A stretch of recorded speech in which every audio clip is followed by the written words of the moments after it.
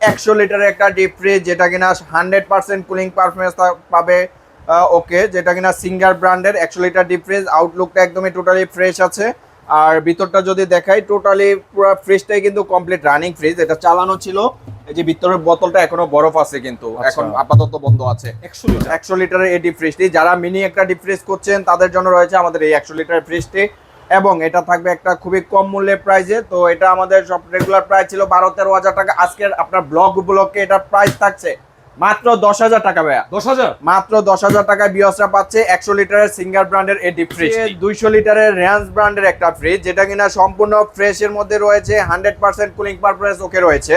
200 লিটারের এই রেঞ্জ ব্র্যান্ডের এই ফ্রিজটি বিয়সরা পাবে খুবই কম মূল্যে। ভিতরে যদি একটু দেখাই, টোটালি ফ্রেশ আছে ফ্রিজটি, একদম ঠান্ডার পারফরমেন্স 100% ওকে।